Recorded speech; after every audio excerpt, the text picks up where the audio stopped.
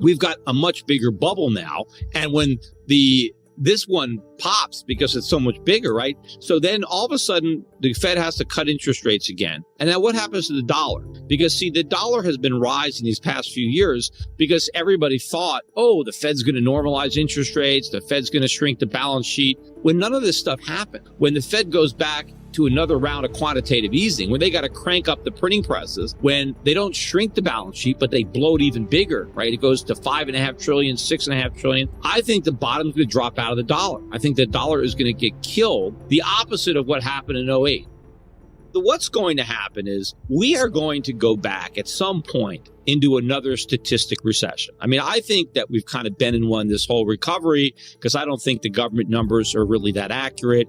I don't think that inflation is as low as they claim, at least as measured by the consumer prices. So I think that the economy has actually been contracting during the years that we've been pretending it's been growing. But I do think at some point, statistically, we will go back into a technical recession where even the government admits that the economy is shrinking, right? Where the GDP is negative for a couple of quarters in a row. We've got a much bigger bubble now. And when this one pops because it's so much bigger, right? So then all of a sudden the Fed has to cut interest rates again. And now what happens to the dollar? Because see, the dollar has been rising these past few years because everybody thought, oh, the Fed's going to normalize interest rates. The Fed's going to shrink the balance sheet. When none of this stuff happened, when the Fed goes back to another round of quantitative easing, when they got to crank up the printing presses, when they don't shrink the balance sheet, but they blow it even bigger, right? It goes to $5.5 trillion, $6.5 trillion. I think the bottom's going to drop out of the dollar. I think the dollar is going to get killed, the opposite of what happened in '08. The mortgage interest rate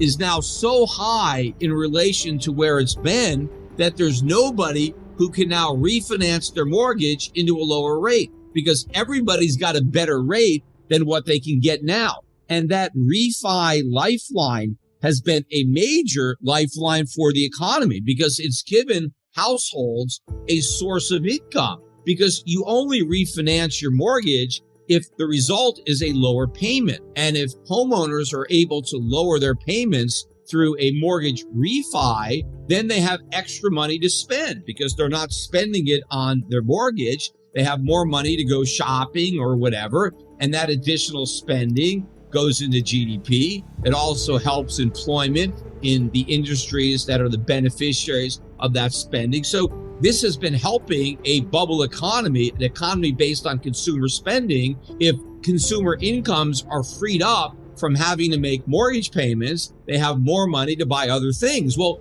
households can't do that anymore. When the financial crisis hit in '08, the dollar had been falling for 7 years. It was at an all-time record low.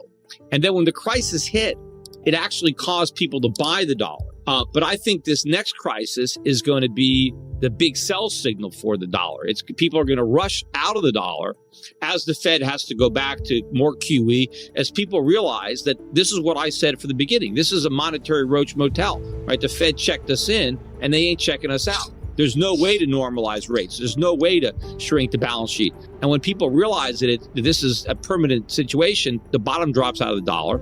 And then commodity prices really start to rise. Remember when oil prices went from like $20 a barrel in 2001 up to 150, right? That was happening because the dollar was falling. And as the dollar starts to fall, all these commodity prices are going to rise again. And now inflation is really going to pick up the way they measure it. And the government can't do anything about it. They can't raise interest rates because if they raise interest rates, they collapse everything. All the banks that were too big to fail, they're bigger now. And it would be even worse if they fail. So they can't let rates go up. Small ebook, big impact, The Wealth Tree. The only 4 ways that will make you financially free forever. Download it here for free. Yeah, the savings rate, again, is 2.3%. That's the most recent number that was released last week by the government. We haven't had savings that low since 2005. But one of the reasons that Americans weren't saving in 2005 is because they had so much home equity. They were just getting rich off the real estate. That was the peak of the real estate bubble. But right now, Americans are losing their home equity. Real estate prices are now falling. But what's more problematic is real wages are falling because the cost of living is going up and credit card debt has exploded. So if Americans really had all this savings, credit card debt wouldn't be skyrocketing. The reason credit card debt is going up so much is because people don't have savings. They can't afford to buy things. They have to borrow the money. But more of the money that they're borrowing is being spent on food. It's being spent on electricity, on gas. I mean, look at all the big retailers that are reporting that their customers are spending more money on food and less money on everything else because food is so expensive. I think the economy is in horrible shape. I think that's one of the reasons that President Biden is so unpopular, because I think a lot of the people who are struggling in this economy, in part blame the president. He's not solely responsible, but he certainly hasn't done anything to help. Everything he's done is actually taken a bad situation and made it worse. But if you look objectively at the data, the savings rate is at the lowest it's been since 2007. I think it's down to 2.3%. So Americans have blown through all their stimulus money, and now they're pretty much broke. If you look at credit card debt, it's at an all-time record high. So Americans are struggling to put food on the table and to pay the electric bill, and so they're borrowing more money on their credit cards. If you look at what's happening to wages, they are declining in real terms. And I think the real decline is being masked by the fact that we are understating inflation. I think the actual inflation rate is about double what the government will admit to. So we have to allow the collapse to happen, which we didn't do in 2008. So it means stock crash, real estate crashes, bond crashes.